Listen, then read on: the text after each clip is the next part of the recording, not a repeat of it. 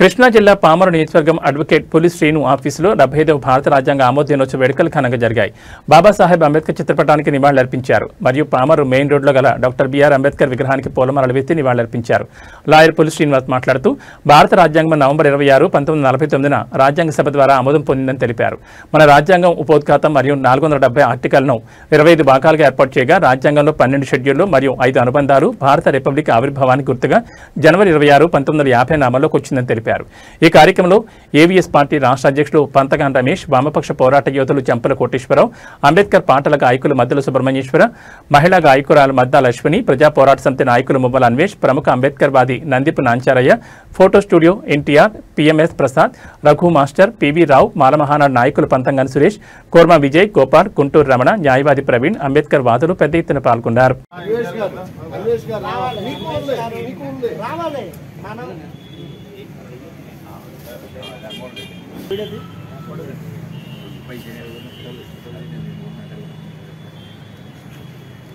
బాబాసాహెబ్ అంబేద్కర్ కొనసాగిస్తాం, అంబేద్కర్ ఆశయాలను కొనసాగిస్తాం, అంబేద్కర్ ఆశయాలను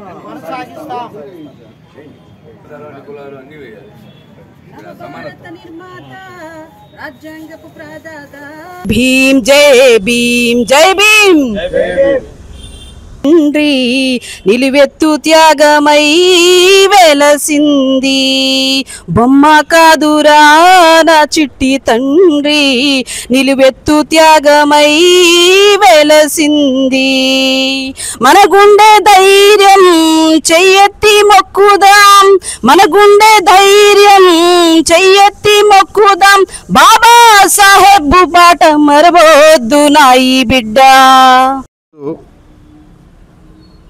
75వ రాజ్యాంగ దినోత్సవం వేడుకలు దేశవ్యాప్తంగా జరుగుతున్నాయి. అందులో భాగంగానే ఇక్కడ మన ఆఫీస్ నందు పెద్దలు సమాజ మార్పు కోసం పనిచేస్తున్న పెద్దలందరూ ఇక్కడ ఉన్నారు. కోటేశ్వరరావు గారు కానీ, ప్రసాద్ గారు కానీ, లేకపోతే మన మువ్వల అన్వేష్ గారు కానీ, ఎన్టీఆర్ గారు కానీ, లేకపోతే మన గుడివాడ పంతగాని సురేష్ గారు కానీ, బావారు నాంచార్య గారు, ఇక్కడ అందరూ కూడా సమాజ మార్పు కోసం గత 25-30 ఏళ్ళ నుంచి ఎవరి స్థాయిలో వాళ్ళు పనిచేస్తున్నారు. అటువంటి ఉద్దండులు ఈ కార్యక్రమానికి వచ్చినందుకు సంతోషం. అమ్మాయి కూడా చాలా సామాజిక పరంగా తన వంతు పాత్రని సమాజంలో పోషిస్తుంది. అయితే ఈ రాజ్యాంగం మనకి ఎట్లా వచ్చిందనేది ఒక 2 నిమిషాల్లోనే నేను చెప్తాను.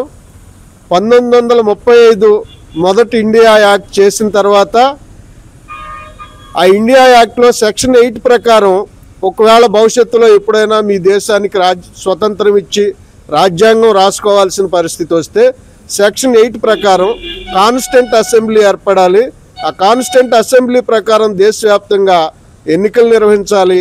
ఎన్నికలు నిర్వహించి ఆ ఎన్నికల్లో రాజ్యాంగ పరిషత్ సభ్యులుగా ఎన్నికైన వారికి మాత్రమే ఈ రాజ్యాంగం రాసే అవకాశం ఇవ్వబడుతుందని చెప్పేసి అప్పుడు ప్రకటించారు మన స్వతంత్ర సమరయోధులు, మన దేశ పెద్దలు.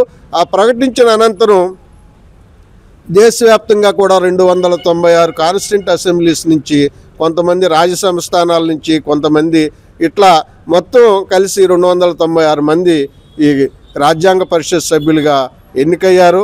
ఆ క్రమంలో దేశంలో అభివృద్ధి కాముకులైనటువంటి గాంధీ గారు, నెహ్రూ గారు, లేకపోతే పటేల్ గారు, చాలామంది నాయకులు ఈ దేశానికి రాజ్యాంగం రాయాలి, ఈ రాజ్యాంగ పరిషత్ సభ్యుల్లో మేధావులను పంపించాలనుకున్నప్పుడు బాబాసాహెబ్ అంబేద్కర్ కూడా రాజ్యాంగ పరిషత్ సభ్యుడిగా అక్కడ పోటీ చేయటం జరిగింది. ఆ టైంలో అభివృద్ధి కాముకులుగా ఉన్న కొంతమంది బాబాసాహెబ్ అంబేద్కర్ రాజ్యాంగ పరిషత్కి పంపించాలనుకుంటే కొంతమంది ఆ రోజుల్లో ఉన్న సనాతన సాంప్రదాయాలు ఆ కాలాన్ని బట్టి ఉన్న కొంతమంది పెద్దలు ఈయన వస్తే ఒక మోడ్రన్ ఇండియా ఐడియాలజీ వస్తుందేమో, మన సనాతన సాంప్రదాయాలు దెబ్బతింటాయేమో అన్న ఉద్దేశంతో బాబాసాహెబ్ అంబేద్కర్ రాజ్యాంగ పరిషత్కి ఎన్నికవ్వకుండా కొంతమంది చూసిన సందర్భాలు ఉన్నాయి. అట్లాంటి పరిస్థితుల్లో మన దేశానికి స్వతంత్రం వచ్చింది. స్వతంత్రం వచ్చిన తర్వాత నెహ్రూ గారు, అమ్మ మన దేశానికి స్వతంత్రం వచ్చింది, ఈ దేశానికి రాజ్యాంగం అవసరం అని చెప్పేసి నెహ్రూ గారి సిస్టర్ స్విట్జర్లాండ్లో ఉంటే ఆమెను సంప్రదిస్తే ఈ దేశానికి రాజ్యాంగం రాయాలమ్మా, ఎవరన్నా నీకు తెలిసిన వాళ్ళు ఉండారా అని ఆమెను సంప్రదించిన టైంలో లేదు నా వల్ల కాదు, కానీ ఈ దేశానికి రాజ్యాంగం కావాలనుకుంటే మీరు ఇక్కడ ఐవార్ జెన్నింగ్ అని ఆయన ఉన్నాడు, ఐవార్ జెన్నింగ్ని ఈ దేశానికి రాజ్యాంగం రాయటానికి నేను మాట్లాడతానని చెప్పేసి ఆమె చెప్పినప్పుడు ఈ రాజ్యాంగం రాయటానికి సంబంధించిన మొత్తం మెటీరియల్ అంతా కూడా ఐవార్ జెన్నింగ్కి పంపించడం జరిగింది. ఐవార్ జెన్నింగ్ ఇదంతా చూశాడు. ఇదంతా చూసిన తర్వాత చాలా దేశాలకు నేను రాజ్యాంగం రాసేటప్పుడు బాబాసాహెబ్ అంబేద్కర్ సలహాలు తీసుకుని రాశాను.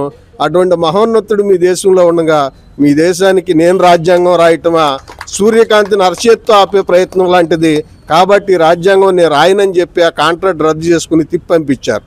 తిప్పంపించిన తర్వాత దేశవ్యాప్తంగా ఒక పక్కన బాబాసాహెబ్ అంబేద్కర్ బొంబాయి నుంచి రాజ్యాంగ పరిషత్ సభ్యుడిగా ఓడింపబడ్డాడు. ఓడింపబడిన తర్వాత దేశవ్యాప్తంగా కొంతమంది ఒక నిరసనలు అనేవి స్టార్ట్ అయినాయి.